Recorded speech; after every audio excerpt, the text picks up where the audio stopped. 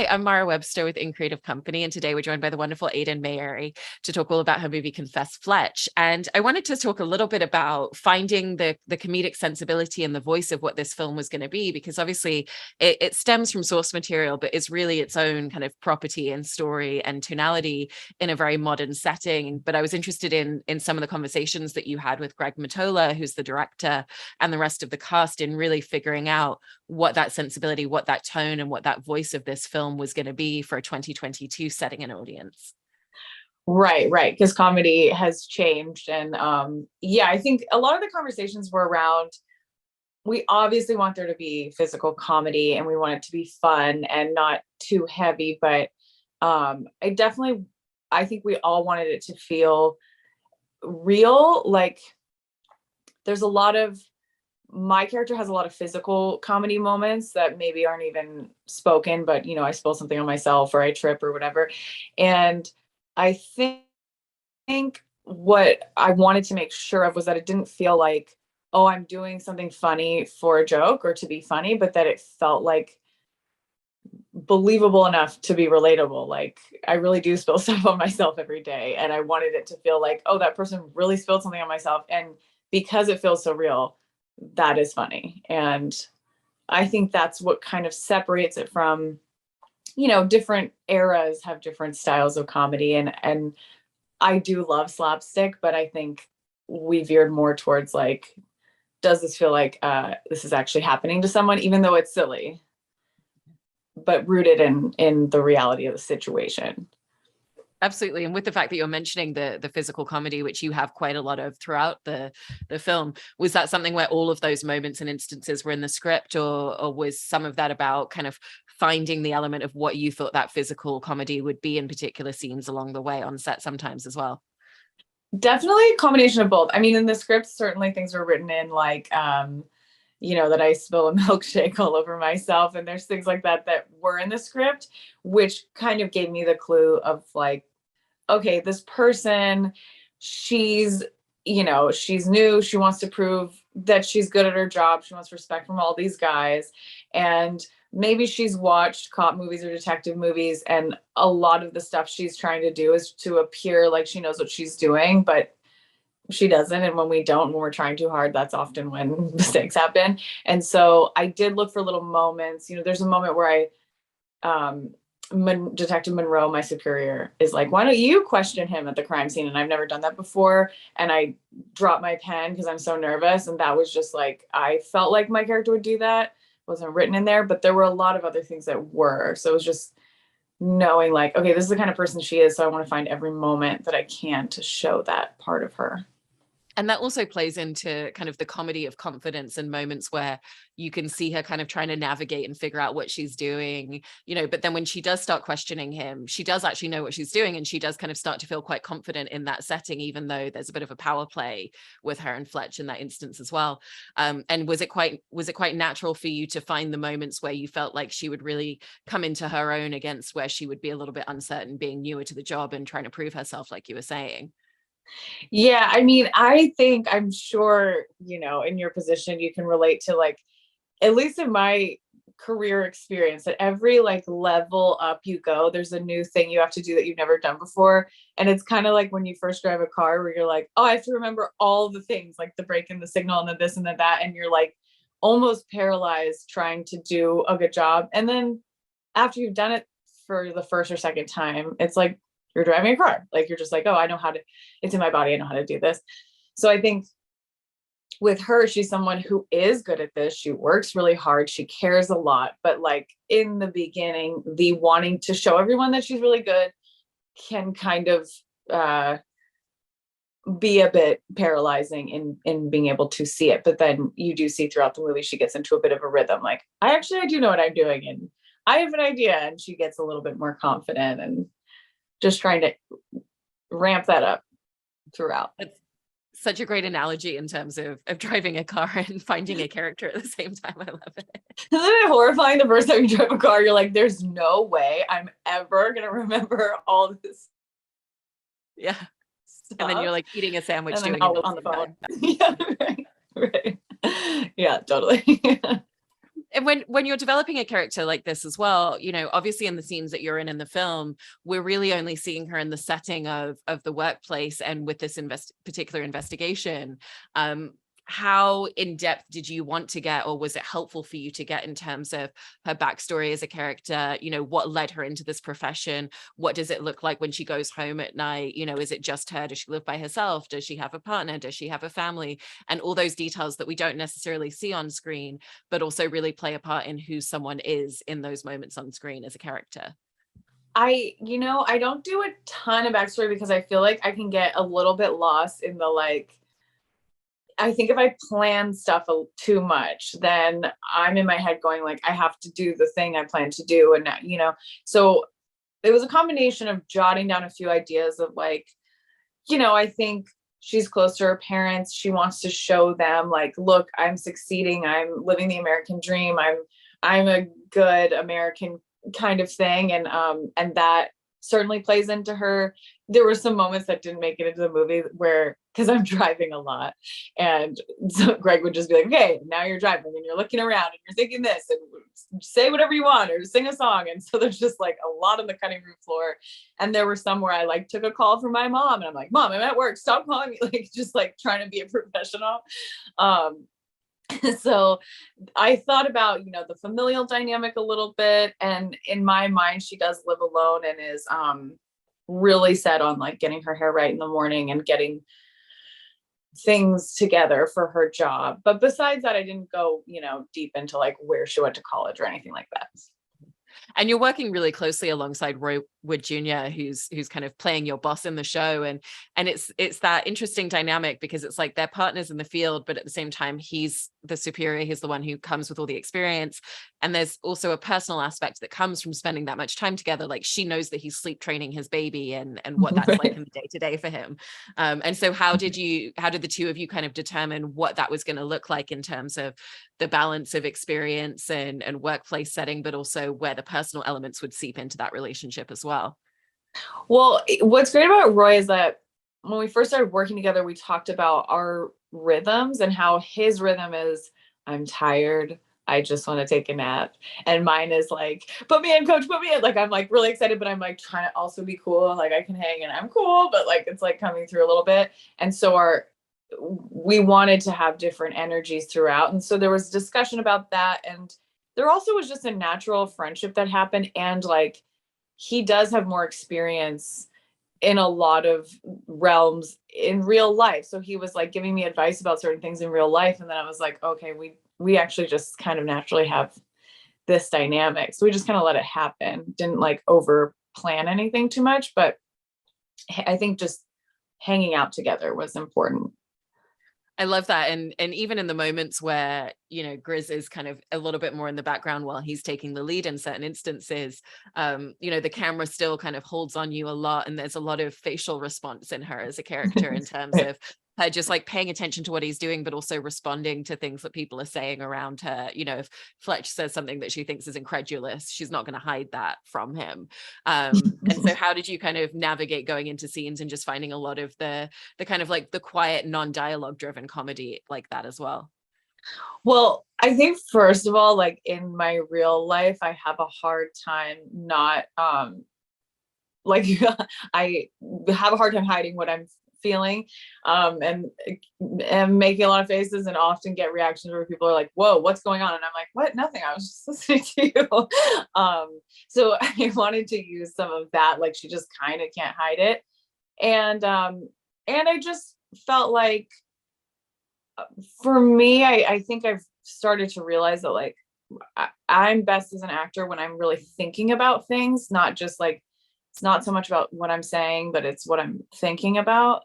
And when there are moments where I don't have a lot to say, I'm like, I don't want to just stand here and wait for my line. I want to have a lot going on in my head. And so much of like, John's very charming in life and in the movie. And my character is supposed to be not charmed by him or really doesn't want to be charmed by him. So there's like a somersault going on in my head of like, I want him to respect me and he's so annoying and everyone likes him. And why does everyone like him? And I'm just like trying to think about that stuff while I'm like also trying to work. And I feel like, the charm isn't working on her in the way that it does on a lot of other characters in the film. And there's a lot of different responses of annoyance almost. It's like even just the running gag that he's always taking his shoes and socks off and he's always barefooted. She's kind of annoyed in very different ways. And so how did you kind of play a lot of those scenes with John, where your character is really bouncing off different things that he's doing like that, or him kind of being very patronizing and being like, oh, you did a great job, honey. And just finding like what her response would be in the moment to a lot of that. I mean, what I was thinking about a lot was like, it's so annoying that he can literally get away with anything because he's so charming and handsome and everybody loves him. So like just tapping into that, like I have to do all this stuff to like prove that I deserve to be here. And this guy just waltzes in without his shoes on. He's not even a detective. And he's somehow like involving himself in this case. And I had to work really hard to get here. So it's just like everything he's saying, I'm just like, of course, it's recalling that feeling. There are types of guys I've met, in my life, I'm sure you have too, where I don't want to say fail upward because I know Fletch is supposed to be, he is good at a lot of things, but where they just end up in these positions and they don't respect other people. And you're just like, but there is something charismatic or enigmatic about them. And it's annoying. You're like, I don't know that you deserve this, but I am like, everyone loves you. And with going back to what you were saying about working with Roy and kind of having these two different energies to your character, when you have all these scenes where it's you, Roy, and John, what's great is you're all coming at it with a different comedic sensibility for your character, and your character in essence is kind of playing the straight man to like John Hamm's character a lot in response because of that frustration and because she's kind of putting up a wall against the charm. Did you have a sense early on that it was going to be a lot of that kind of like very straight-faced response and kind of landing the comedy in that particular way? I wasn't totally sure about that. Like, I think the first few days we played around with different versions of how kind of like, wacky I was going to be. Like, am I just like, saying a lot of what's going on in my head, or am I like trying to keep it close to the vest? And it felt like we then just found this natural thing where it was like, I'm really trying hard at my job. Roy's falling asleep and John's being a little wily miscreant. But what I did realize is that I feel like kind of the voice or the point of view of the audience almost, where it's like he's doing something so ridiculous and nobody else is calling him out. And so, whoever's watching is like, what? And so I can kind of be that voice of like, what? Like, that's insane.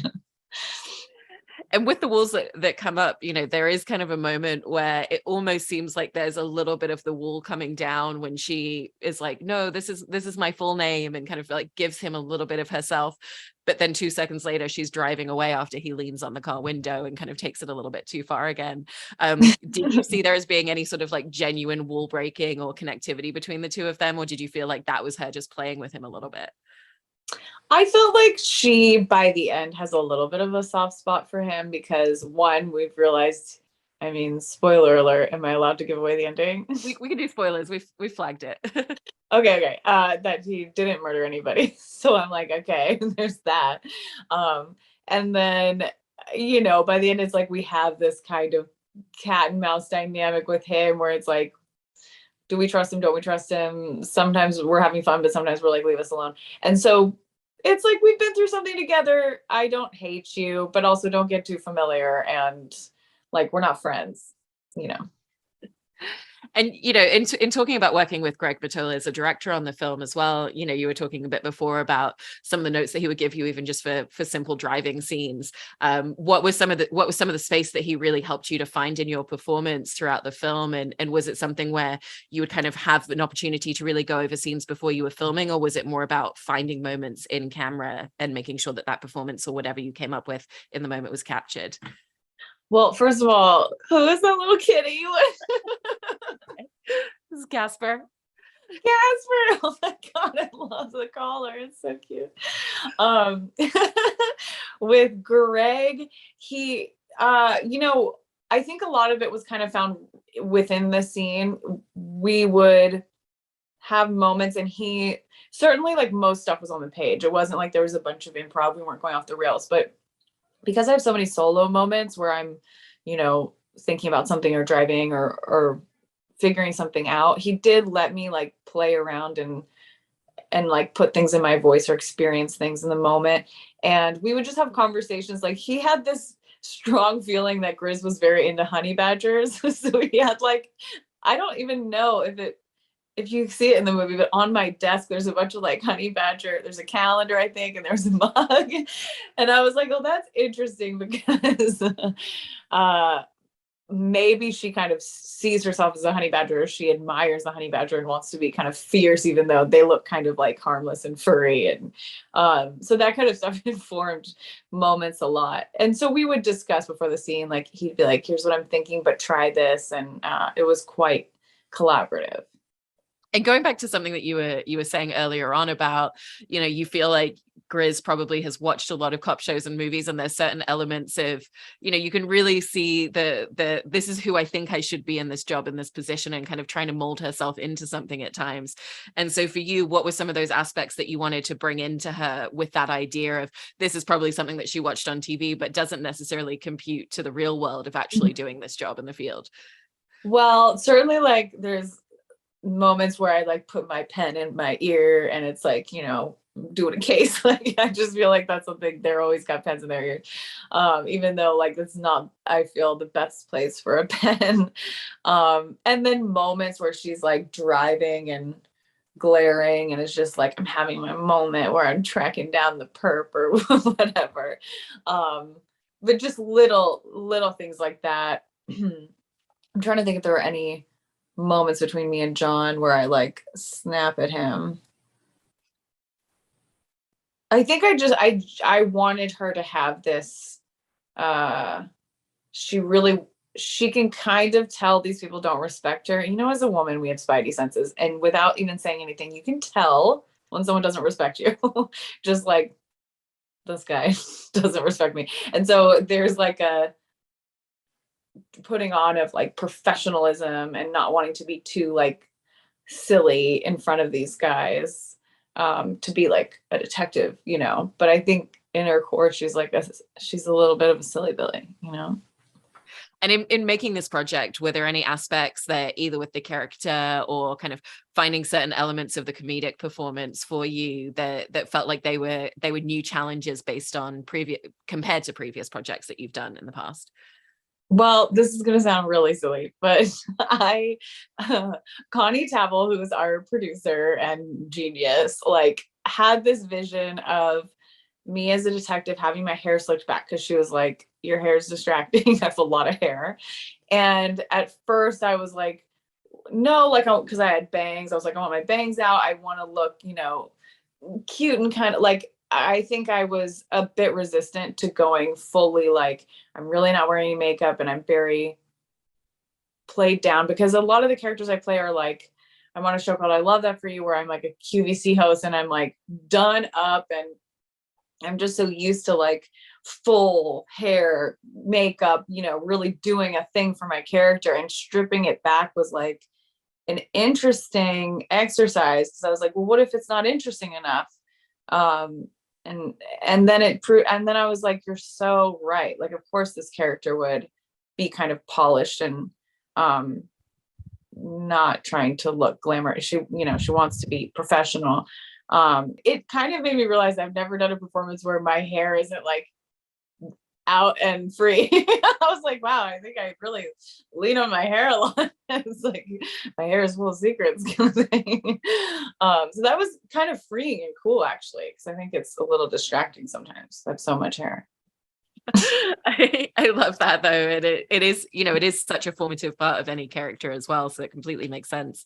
Well, it was such a delightful and fun film to watch, and always great to see you in comedic performances like this as well. So thank you so much, Ayden. Really appreciate you talking about it.